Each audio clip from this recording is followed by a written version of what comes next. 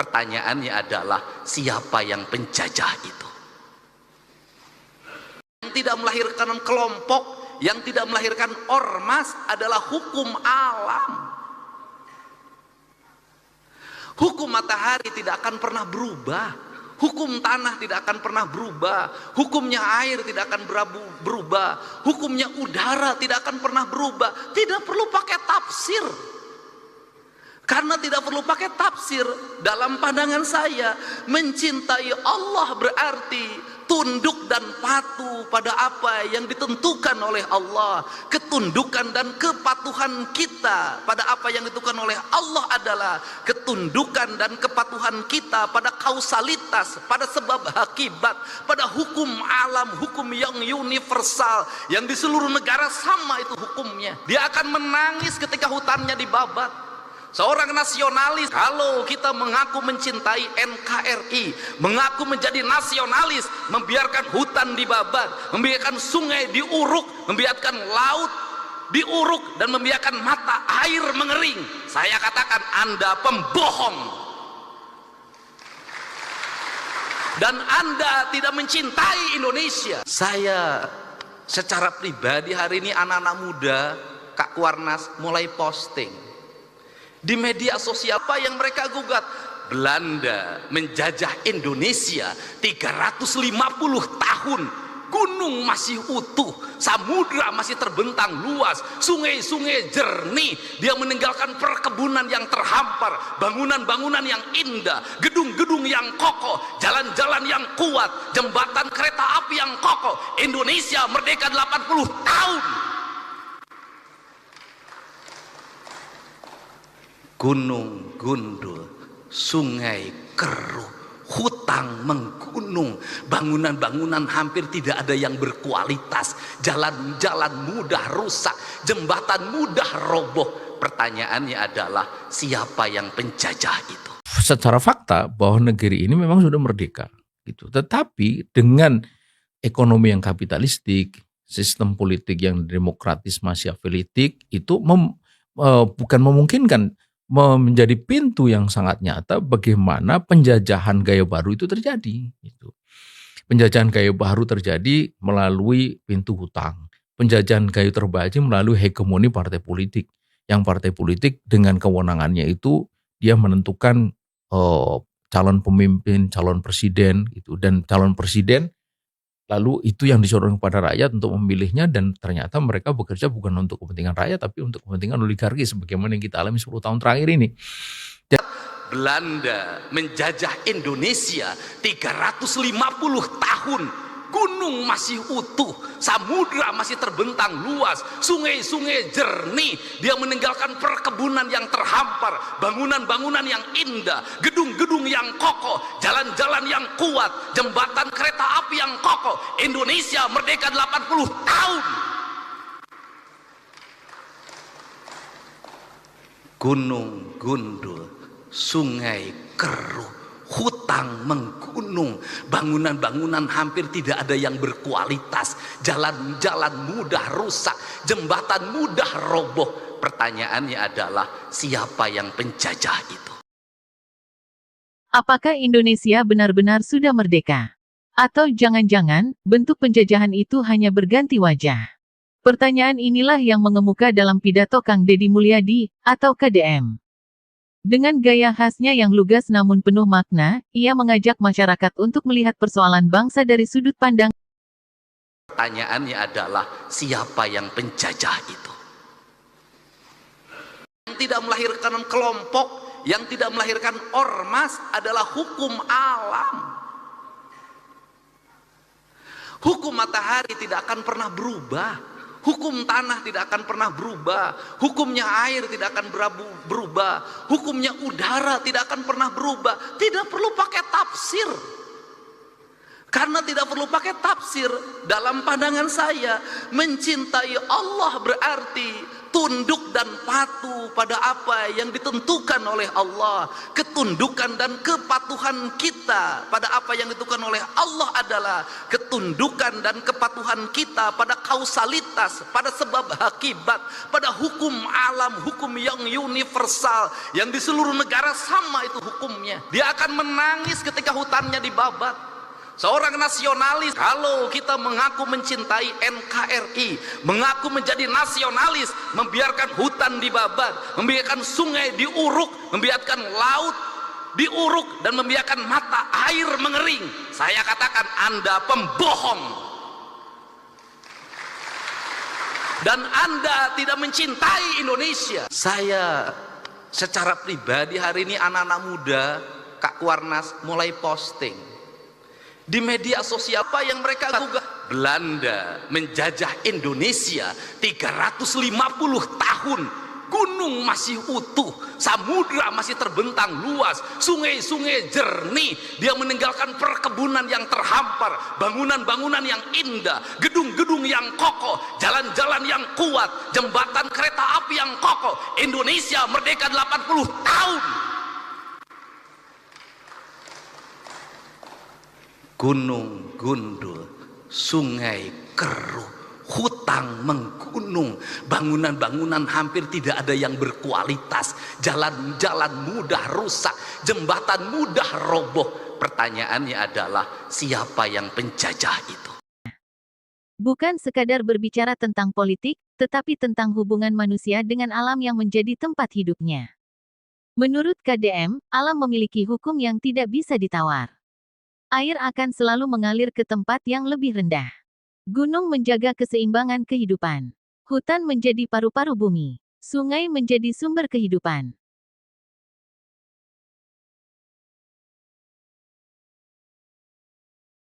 Pikiranmu dibujui, pengetahuanmu ditutup-tutupi, gitu loh. Dan itu berlangsung sampai saiki. Ojo mek rumahmu londo iku biyen tok, sampai saiki meskipun jenenge londo saiki wis koalisi, wis sekutu. Dadi sing kok waca ndek koran, sing kok waca ndek kampus-kampus, buku-buku kabeh kudu kon roh bahwa 70% dari itu semua adalah kon dibujui.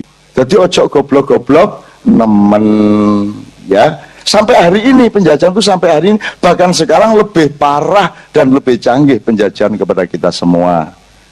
Seluruh perpolitikan nasional, isunya apa, kok ngene maring kok ngunu, itu semua ojo percaya, karena sebenarnya yang bikin mereka sendiri. Senada dengan KDM, budayawan kondang Cak Nun juga punya pemahaman senada. Kedua tokoh ini sama-sama menyoroti krisis mentalitas dan kerusakan alam yang justru dilakukan oleh bangsa kita sendiri. Mergo 70% sing kok sinaune di sekolah, termasuk buku-buku resmi dari Diknas dan lembaga-lembaga selanjutnya, Mas Ayu nggih, itu semua adalah hasil dari manipulasi fakta sejarah oleh penjajah. Menguatkan pandangan KDM, Cak Nun kerap menegaskan bahwa penjajahan paling berbahaya di era modern bukanlah pasukan bersenjata, melainkan penjajahan pikiran, keserakahan ekonomi, dan rusaknya nilai kedaulatan. Ketika rakyat asing tidak lagi perlu menyerang, tetapi kita sendiri yang menyerahkan kekayaan alam dan merusak rumah sendiri, disitulah penjajahan sejati sedang berlangsung. Lho wong kono ku duwe Mojopahit kok nggawe negara gak nerusno Mojopahit, gak nerusno Mataram, kok kon nerusno Londo. Berarti pemerintahmu saiki tetap pemerintah di dalam cengkeraman alam pikiran Londo. Saiki Londo kerjasama karo Arab, kerjasama karo Israel. Terus kon dikon ngelek-elek Iran Syiah, mergo Syiah iku Iran iku gak iso dikalahno karo Amerika karo Israel. Sementara yang membiayai Perdana Menteri Israel adalah dana-dana dari Arab sendiri dan terus macam-macam lah rek. Nah, awakmu gak usah mikir iku wong utangmu cek akeh.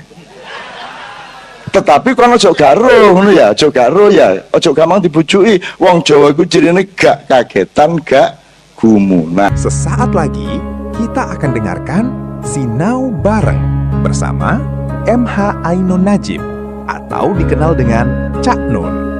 Selamat mendengarkan.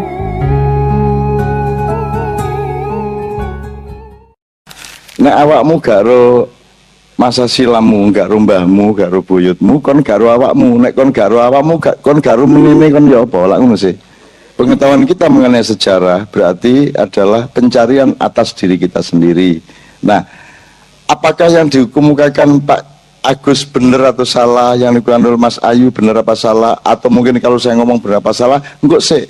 Tapi kita bersama-sama golei bareng-bareng sampai nanti ada resultan-resultan yang kira-kira paling rasional. Tapi pokoknya saya digolei terus. Nah, barangkali ada beberapa hal yang Pak Agus mungkin versinya agak berbeda atau infonya agak berbeda. Ini sedikit, Pak. Saya sedikit aja, tadi disebutkan ada penguasa Japan, Pangeran Kanduruan. Pangeran Kanduruan itu anaknya Raden Patah. Jadi adike Sultan Trenggono dengan ibu yang asalnya dari Mojosongo, daerah Brebes sana. Nah, setelah berkuasa di sini, Pangeran Kanduruan menjadi raja di Sumenep. Ya, jadi makam di Asatigi sana ada makamnya Pangeran Kanduruan karena jadi raja di sana. Itu aja ya. Jadi dia bukan anaknya Trenggono tapi adiknya Trenggono. Jadi itu. Dan Mojokerto sebagai bekas kekuasaan besar Mojopahit, ya, itu tetap dianggap memiliki kekuatan sebagai pusat keraton. Karena itu pasca perang pertempuran 10 November, ibu kota itu pindah ke Mojokerto. Di Mojokerto inilah pertama kali rekonstruksi tentara nasional, ya, dari BKR menjadi TRI, Tentara Republik Indonesia. Dan pertama kali di Mojokerto ini dibentuk PTRI, Polisi Tentara Republik Indonesia, yang nanti akan jadi Korps CPM. Ya, jadi dulu namanya Petri, Polisi Tentara di Mojokerto ini. Nah, ada satu hal yang wajib kita ketahui, yaitu berkaitan dengan Mojopahit, tentang sejarah bikinan Belanda yang itu sudah memecah belah kita. Ya. Belanda mencetak sebuah buku judulnya Kidung Sunda tahun 1927. Di situ diceritakan bagaimana kerajaan Sunda, ya, raja dan seluruh pasukan serta keluarganya dihabisi oleh Patih Gajah Mada di Bubat. Pernah dengar perang Bubat? Itu dongeng bohong, ya, dibikin Belanda untuk mendiskreditkan Gajah Mada. Ya, jadi dulu tidak boleh ada tokoh yang dibanggakan, itu tidak boleh. Kenapa? Ini sebagai cikal bakal perlawanan terhadap kolonial. Dibikinlah naskah itu. Nah, itu kalau kita cari naskah di kerajaan Sunda sana, kok nggak ada cerita perang Bubat di sana. Ya. Naskah lain nggak ada juga. Ya. Jadi nggak pernah ada, cerita itu tidak pernah terjadi. Itu dibikin baru, karena itu kita tanya naskah ini. Ya. Kalau ada lontarnya mana, kita uji dari tahun berapa itu. Saya udah ngomong gini ke teman-teman di sana, ya, mereka awalnya protes, tapi akhirnya iya bahwa memang bikinan untuk mecah Jawa dan Sunda. Sampai sekarang di daerah Jawa Barat tidak ada satupun nama Jalan Gajah Mada, Jalan Hayam Wuruk, Jalan Mojopahit, nggak ada. Ya. Bikinan Belanda. Karena Belanda tidak ingin ada tokoh, karena semua orang dulu bangga dengan Gajah Mada.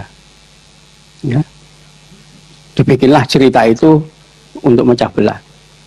Ada lagi cerita bikinan, cerita fiktif bikinan, ya, campuran antara catatan-catatan kerajaan lama, ya, kemudian diselipi cerita bohong, ya, yaitu yang dinamakan Pararaton. Pernah dengar cerita itu? Pararaton cerita tentang Ken Angrok. Nama Ken Angrok ini tidak pernah kita temukan kecuali di Pararaton saja. Di prasasti manapun, di naskah manapun, nggak ada nama Arok itu. Ya, itu ditulis 1920 ketika mulai muncul pergerakan-pergerakan nasional, di mana pelopornya orang-orang mulai zaman Diponegoro itu orang keraton semua. Mereka punya semangat, kita ikut turunannya wong Mojopahit, ya, lawan. Ya. Jadi zaman Diponegoro itu juga merasa bahwa leluhurnya itu keturunan dari Mojopahit, Bondan Kejawen, macam-macam itu orang dari sini. Itu mau dipatahkan oleh Belanda, jangan sampai ada perlawanan. Dibikinlah cerita Ken Angrok, ya, bahwa rojo-rojo Mojopahit yang dibanggakan wong Surakarta, wong Jogja, wong Mangkunegaran, orang-orang dari mana-mana, sebetulnya turunannya wong Singosari. Dan rojo-rojo Singosari turunannya Ken Angrok, anak haram, penjudi, maling, pemerkosa, orang yang paling jahat, ya, membunuh untuk kekuasaan. Leluhur wong ratu-ratu Jawa. Nggak ada cerita itu, nggak ada. Nama Ken Angrok aja nggak ada. Ya. Yang ada pendiri dinasti, ya, itu adalah Rangga Rajasa Sang Amurwa Bumi. Kenapa? Itu ditulis oleh cucunya, ya, Seminingrat Wisnuwardana, itu Raja Singosari, dalam prasasti Mula Malurung. Ya, dia sebutkan kakek saya namanya Rangga Rajasa Sang Amurwa Bumi, punya anak namanya Anusanata, Anusapati. Anusapati punya anak Wisnuwardana, Seminingrat. Jadi di prasasti itu disebutkan Anusapati itu anaknya Rangga Rajasa. Kok di Pararaton Anusapati anaknya Tunggul Ametung? Dari mana nama Tunggul Ametung muncul itu? Ya. Nama Tohjoyo, Ken Umang, nggak ada. Ya. Nanti kalau kita baca di Negara Kertagama juga menyebut raja pertama Singosari itu Rangga Rajasa namanya, bukan Ken Angrok. Ya. Dan dia tidak mati dibunuh orang, ya, seperti cerita Ken Angrok. Nggak ada itu nama Ken Umang, nggak ada, Tunggul Ametung nggak ada. Dongeng itu, ya. Jadi ini kita harus meluruskan sejarah ini. Ini merusak kenapa? Yang bikin Belanda. Ya. Kenapa? Mulai muncul perlawanan, mulai perang Diponegoro sampai pergerakan nasional. Itu mereka yang bikin. Karena dibikin cerita-cerita. Nanti ada Serat Darmo Gandul, ya, Gaduh Lucu. Itu ceritanya ngarang semua, menjungkir balik kan fakta yang ada. Memang disengaja. Ya, nanti kalau mau tahu, saya ada dokumen bagaimana Babat Kediri itu dibikin. Ya. Ada laporannya waktu pembikinan. Mendatangkan dukun kesurupan, lalu dukun itu kesurupan Roy Butolucoyo, dongeng dukun tadi. Dicatat, kemudian diberi, ya, penjelasan, dicetak jadi buku, diberi judul Babat Kediri.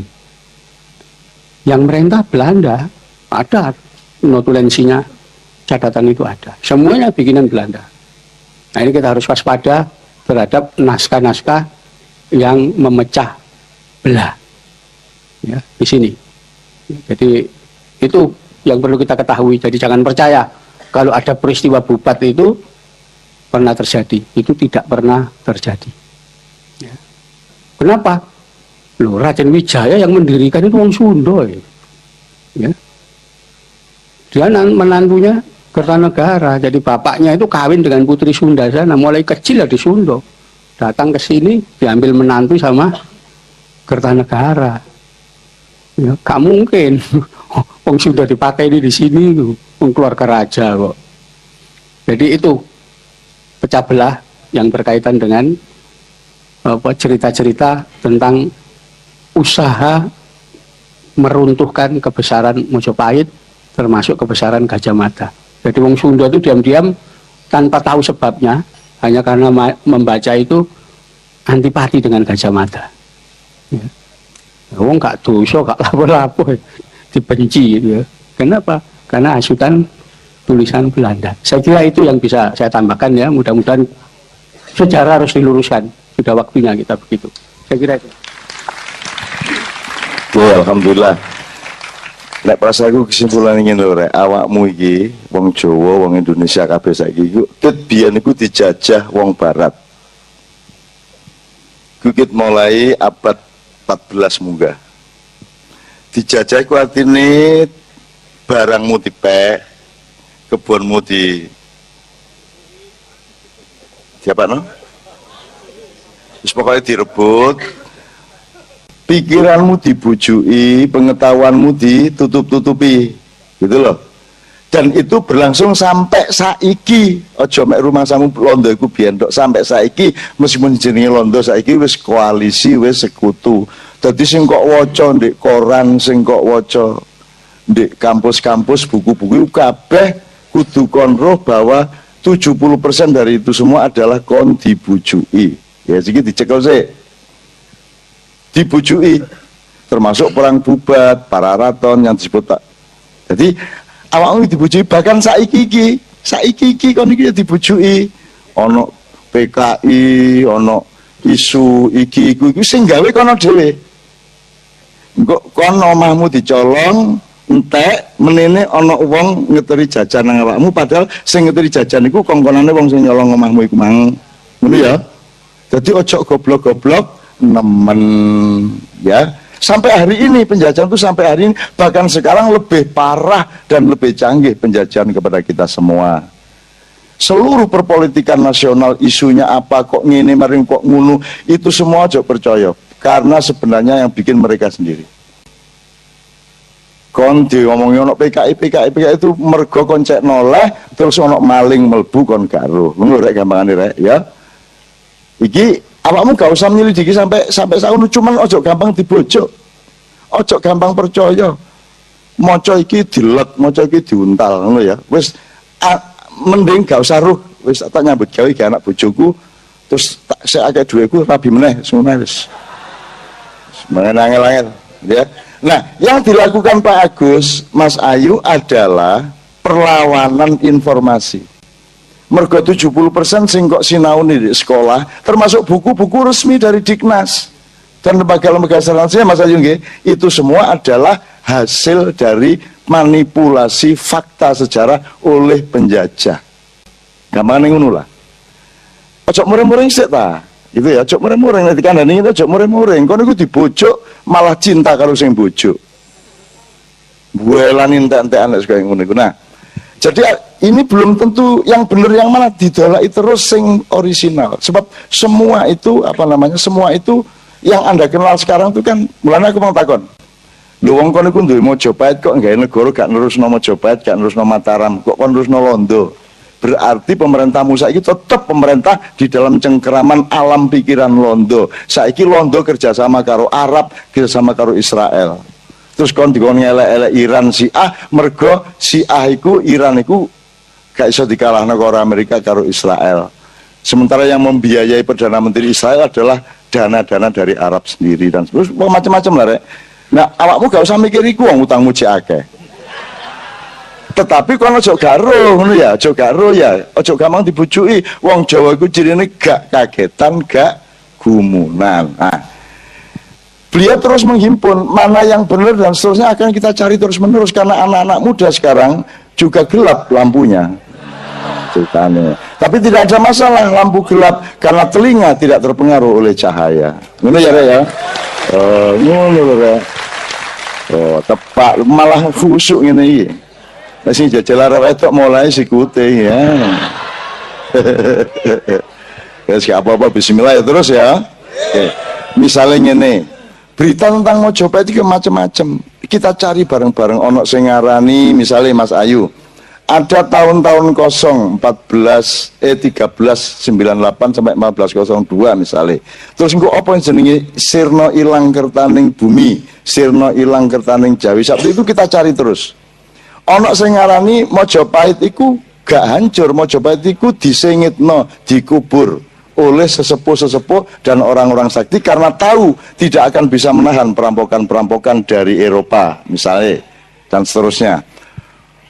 Girindra Wardana Kediri memang tidak pernah takluk kepada Mojopahit selama ada, ya Mas ya, tidak pernah. Mereka tetap, jadi Kediri itu dulu bagian dari Mojopahit selama ada Mojopahit. Jadi begitu Mojopahit lemah, diserbu, dintekno, kemudian ono gubernur sing jenenge Nyulaiwa, gubernur Mojopahit. Setelah Demak sudah berdiri, mergo Nyulaiwa iki dikongkon rakyate bangkit nan kembali Mojopahit gak iso-iso, akhirnya dipateni dhewe karo rakyate. Nah, benar yang dikatakan Mas Ayu, menurut saya tidak pernah ada urusan dengan Islam hancurnya Mojopahit itu. Pernah terjadi salah paham dan bentrok yang membuat anaknya Brawijaya V yang kedua, yang kemudian jadi waktu itu jadi pangapnya Mojopahit, tawur membunuh bapaknya Sunan Kudus, yaitu Sunan Ngudung. Iki kedahsyatan Jawa. Jadi bapaknya Sunan Kudus mati oleh pangapnya Mojopahit, tapi tidak karena perang politik, tapi karena kesalahpahaman. Beberapa saat kemudian Sunan Kalijogo malah mengutus Sunan Kudus dengan 9 orang prajuritnya, membawa pasukan dengan pakaian putih-putih, bendera putih dan kuda putih datang ke Mojopahit untuk memberikan suratnya Sunan Kalijogo kepada Brawijaya V, dan suratnya itu isinya adalah menyatakan bahwa rombongan yang dipimpin Sunan Kudus ini memaafkan terbunuhnya bapaknya Sunan Kudus sendiri dan tidak mempersoalkan, bahkan kemudian mengajak untuk bekerja sama. Dan pada saat itulah mulai banyak orang-orang keraton Mojopahit yang masuk Islam. Sampai akhirnya bojone Brawijaya sing paling ayu, sing disi mlebu Islam, terus dipegat karo Brawijaya, terus dirabi karo Sunan Kudus sampai akhir hayatnya. Jadi nek kon kepengin dolek bojo ayu, carane adalah dolek ono Brawijaya, kongkon megat bojone sing ayu terus kok rabi. Nek gak oleh ya jin-jin kena lah. Ngono ya, oke. Ini contoh saja. Bener tak gak sing tak omongno lho, gurung mesti ra. Gurung mesti. Wong saiki anake Brawijaya pira cek gurung iso ditentok persise kok. Sing aku ro 117. Anak iku 117. Raden Patah itu kalau tidak salah anak ke-18 apa ke-12 aku lali. Gitu. Nek pangape iku cacakne Raden Patah itu anak nomor 2. Pangape iku bedol negara dari Mojopahit terus nggawe keraton di kesultanan di Gelagah Wangin Demak, terus nggawe kerajaan kesultanan Demak, terus dia juga jadi pangap di Demak, tapi setelah 2 tahun dia pensiun karena sangat menyesali dia telah membunuh bapaknya Sunan Kudus, sehingga akhirnya dia pensiun dini, pergi ke daerah selatan, di daerah Bantul, Yogyakarta. Beliau di sana menyepi, bertapa dan zuhud, menyebut dirinya Panembahan Buddha, dan sekarang Anda bisa datang ke makamnya Panembahan Buddha. Itu macam-macam ceritanya. Ya, teman-teman sekalian, itu semua kita cari bersama-sama. Tidak usah bengkerengan di sing bener. Ayo golek. Jadi duduk sapa sing bener loh ya, nek urip iku rek. Apa sing bener? Jadi ojo nyalahno wonge. Opone iku bener tagak didoleki bareng-bareng. Nek kon berdoman pada sapa sing bener, situk tok sing iso kok cekel, yaitu Kanjeng Nabi Muhammad sallallahu alaihi wasallam. Nek liyane mungkin salah. Nek Kanjeng Nabi gak mungkin salah karena beliau maksum, dijaga secara total oleh Allah Subhanahu wa taala. Kemudian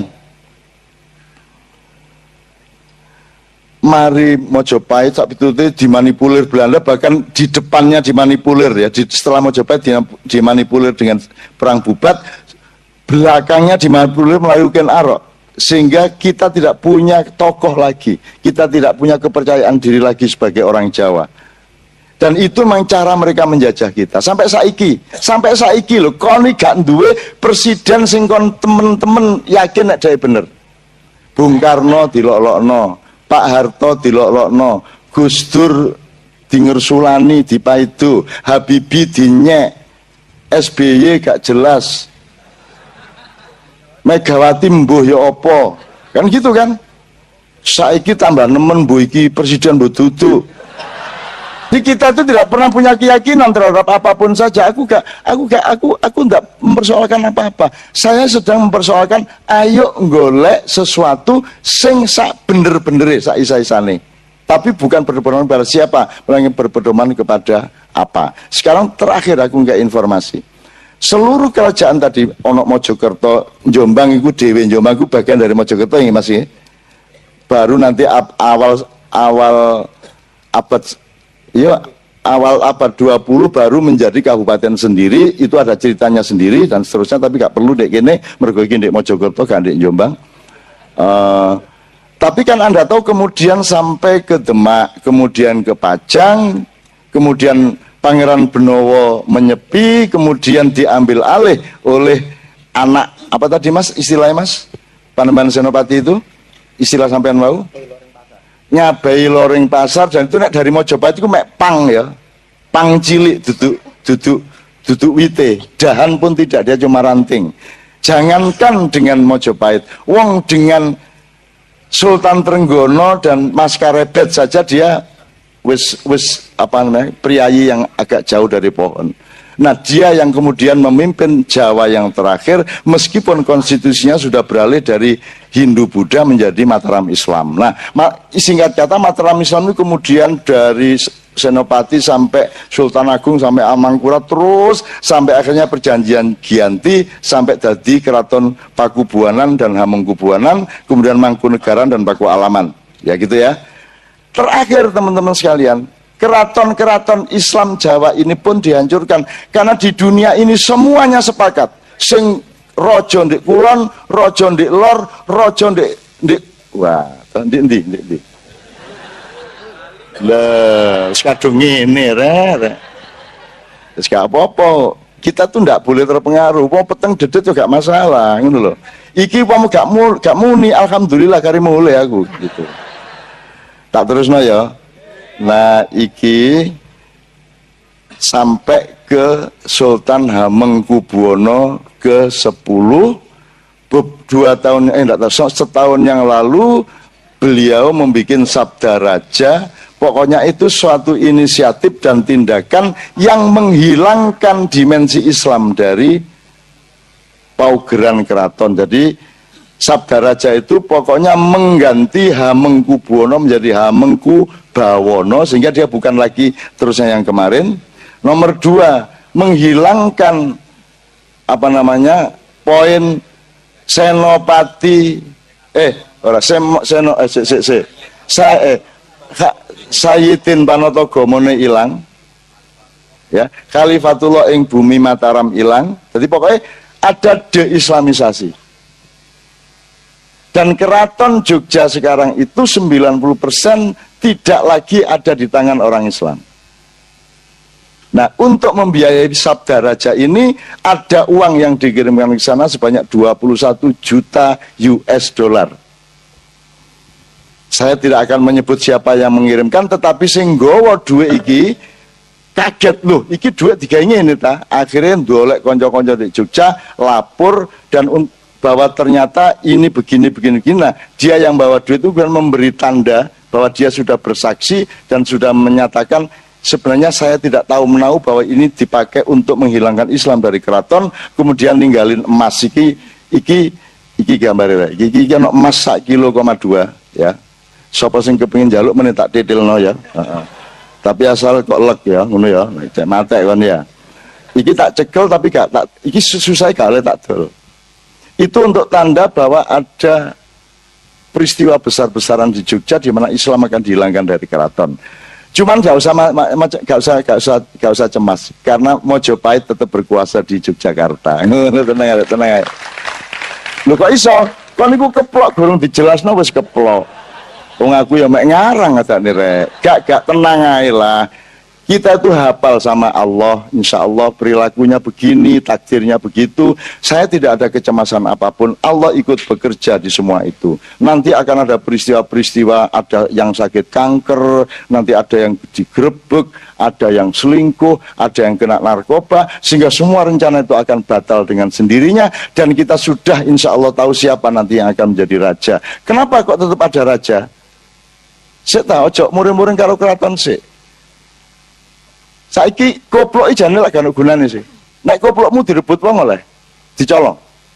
Masih koplok gak kuplokane gak masalah. Tapi nek koplokmu dicolong wong kalah muring-muring ton. Wis. Saiki misale kon ngomong, keraton iki apa feodal iku? Mlebu gak oleh nganggo sandal. Lho, sik. Omahmu lho sing gak keraton blas rada gedhe-gedhe titik. Iku ono aturane. Ya ta gak? Omahmu lho, omahku lho. Sing duduk sapa-sapa aku iki, iku ana aturane. Ana nek tukang pos gak perlu dilebokno pawon. Ya ta gak? Ya ta? Ana daya sing kok temoni ndek nirat, ana daya sing kok temoni cukup ndek buk ngarep. Ana dhewe-dhewe jarake secara budaya. Ana daya iso kok lebokno bali ndek ngarep, ana daya sing wis rada idek kok lebokno njero omah, ana daya sing oleh kok oleh mlebu pawon-pawon njupuk buka kulkas njupuk minuman langsung oleh. Tapi gak mungkin ana daya sing oleh mlebu kamarmu, betul tak? Nah, keraton yang ngono padha karo omahmu. Sing jenenge keraton dalem iku gak kabeh wong. Jadi memang ada aturan semua dan itu kita jaga. Itu namanya simbol. Keraton itu tidak berkuasa, tapi dia simbol, dia sisa simbol dari harga diri kejawaan kita. Kalau kita ngomong Jawa tidak berarti kita menyembah Jawa, gak. Aku ke kebo, ojo disapek-sapekno. Harga diriku bahwa aku iki kebo. Ngono lho, gak kok kebo iku hebat, gak. Masih mek laler. Gak iso kon menghina laler. Laler tokohnya Allah untuk menyadarkan semua manusia. Wacon surat apa iku aku lali. Wacon lah ana sing di Quran. Semua manusia itu tidak akan cukup aku kasih lalat dan mereka tidak akan bisa berbuat apa-apa terhadap jajal ana wong iso nguber laler, masih pendekar pencak. Loh, gak maksudnya tidak mungkin itu kita. Jadi laler tok iku untuk membuat manusia berendah hati dan tawadhu bahwa kon gak iso nang laler gak iso apa-apa kon. Wis to, gak iso apa-apa.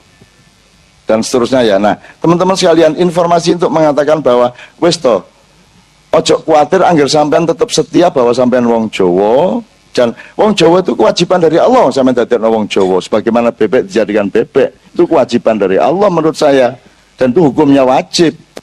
Bahwa sampean kupluan gak masalah, itu masalah ilustrasi, ya toh. Bahwa sampean celonoan gak berarti dadi wong barat, ngono sih. Ya. Cuman terus ojo alam pikirannya semuanya kamu hilangkan Jawanya. Jadi di dunia ini yang akan dihancurkan dan sedang dihancurkan adalah Jawa dan Islam, Mas Agus. Jawane wis entek-entekan wis 7 abad. Islamnya ini puncaknya penghancuran adalah Arab Spring, ya toh? Arab Spring. Arab Spring ini lho, nek biyen sadurunge iku awal abad 20 nggih Mas Ayu, itu kerajaan Ottoman yang besar itu ditawur karo sekutu entek kari Turki tok. Islam gak duwe harga diri meneh. Setelah perang salib sekian abad. Mari ngono Timur Tengah sugih dientekno kilang minyake, dihabiskan harga dirinya. Afghanistan perang sampai saiki entek-entekan, wong Islami dadi wong Islam keras kaya ngono iku, kemudian Irak hancur, ya. Apa meneh? Kuwait sekarang juga dihancurkan, Mesir hancur, Libya hancur, Syria gak karu-karuan. Pokoknya Islam dihancurkan habis-habisan dengan Arab Spring. Dan Arab Spring atau itu istilah mereka, istilah penjajah. Ngakune kate mendemokratisasikan negara-negara Islam, tapi aslinya pokoknya kate ngepek hartane dan menghancurkan harga dirinya dan menghilangkan Islamnya. Nah, mari Arab beres saiki gantian Indonesia. Mulane kon dikongkon musuhan. Ya toh? Dikongkon musuhan, kenduren dibid'ahno. Ya ta gak? Apa meneh selawatan dilok-lokno. Apa meneh? Nang kuburan. Jadi kamu itu dipotong hubungan cintamu dengan Rasulullah dan dengan leluhurmu. Itu ceritanya. Dadi nek ana wong larang kon nang kuburan, itu sebenarnya adalah ujung dari satu rekayasa internasional yang berasal dari Timur Tengah, Israel dan Amerika, ya, untuk memotong hubungan cintamu dengan Rasulullah SAW dan dengan nenek moyangmu sendiri. Ngono rek. Lu nang kuburan gak oleh ku ya apa? Ndongakno wong liya gak oleh, jari gak tutuk. Lah ngono sih. Ya. Ane ana ustaz ngomong kaya apa kon ndongak-ndongakno niku? Gak tutuk gak. Terus langsung itu nggih kula niku mun suwe ndongaken sampean mlebu neraka sing nyar. Mboten neraka sing lawas niku. Niku Gusti Allah gawe nyar gambar sampean niku. Dadi sampean niku digeling. Gamek diseliko lho. Lek sing lawas diseliko tok, iku digeling sampean. Geling. Hah? Kayak sosis. Niku kula oleh informasi niku tuwa wali-wali nek Gusti Allah gawe nyar iki neraka niku. Gres iki. Software anyar, hardware ya nyar. CPU-ne, RAM-e ya dhukur iki. Ngono. Gamel Pak Ustad. Nek dek mureng-mureng lho, kamu kok gitu ngomongnya lho. Mpun kuwatir wong omongan kula mboten kabul lah. Wong sampean duduk napa-napa kula. Lah ngono sih. Tenang mawon. Wong kula ndongaaken mboten kabul, sampean ngomong kula ndongaaken sing ten kuburan nggih mboten cutuk ngoten kok. Mulane bener Gus Dur. Gus Dur ditakoni Gus nek ndongaaken bapak kula tutuk ta mboten, ning ngirim donga tuh mboten. Terus Gus Dur lah balik lah gak. Anek paket gak tutuk lah balik sih rek. Lah nek gak balik berarti iki pakete tutuk. Ini Gus Dur gampang. Nek Gus Dur ngono. Wes mari ngene, Gus Dur punya banyak kesalahan sudah pasti. Masa Gus Dur ganti kesalahan? Ojo mure-mure. Ojo terus sakmu ngelelek Gus Dur. Ngelelek apa? Awake dhewe elek kabeh kok. Nggih mboten. Sing apik 100% Kanjeng Nabi. Nek liyane ya ana apiane. Gus Dur yo duwe lemah, Gus Dur yo duwe khilaf, lak mesti ya. Nyai Roro Kidul tak peksa Gus Dur ku sampean dadi presiden, aku njaluk loro. Aku sing nyambut gawe iki. Nyambut gawe beresno Pak Harto, cek sampean diizinno, beresno P3, beresno Golkar, saya milih gabung milih sampean PDIP kalah, sampean dadi engko. Aku njaluk loro, siji Aceh kudu beres. Terus Gus Dur karo ngene. Aceh gampang cak, macam-macam tak tabok. Nomor loro, gak oleh kekuasaan di Indonesia dan di Pulau Jawa berhubungan lagi dengan Nyai Roro Kidul. Itu karangannya Panembahan Senopati. Terus Gus Dur rodok tangi. Tenang cak, aku wis SMS nang Nyai Roro Kidul. SMS yang apa? Tak kon jilbaban. Ya apa? Anak wong kaya ngono iki lho, ya Allah, ya Allah. Aku terus ndangake, ya Allah, sing ndamel iki sampean temen ta. Ana wong kok kaya ngono, ya Allah, nakale Gus Dur ya Allah. Alhamdulillah aku iki alim alus ya to. Ngono ya wis. Dadi ngerti ya sekarang mantap ya. Mantap dengan kejawaan kita tidak. Jawa itu bikinan Allah ya apa ya. Coba sing gawe Jawa. Allah, jadi mari kita mantap. Untuk itu teman sekalian, wis ngene tak kayak rong lagu terakhir. Mana pendekar saya tadi? Ya moga-moga beliau bisa hadir sini lagi. Ngene, mergo mari ngrasani Gus Dur, ayo dinyanyekno ya sing biasa dinyanyekno Gus Dur ya. Mari ngono terakhir kita puncai dengan lagu yang halus. Ngono ya, sing pertama syair tanpa waton. Ya bener. Nadane rek. Deng deng deng deng deng deng. Ah bener ya. Ya bismillah musiknya sik. Kabeh kudu kok jak selawatan ya rek subhanallahi ma fis samawati wa fil ard. Kabeh kudu kok jak wit-witan kok jak sapi kok jak garu singkal kok jak kabeh. Lah jane ngono. Jane ngono. Tawon iki lho dikai wahyu karo Allah ya ta gak? Ya ta gak? Tawon lho dikai wahyu. Jadi orang-orang gak rek, orang-orang gak. Tawon wa auha apa? Siapa sing ngapal rek? Pak Lurah gak apa sampean iku ya no. Terus bedane karo aku apa lah padha-padha gak apal lah ngene.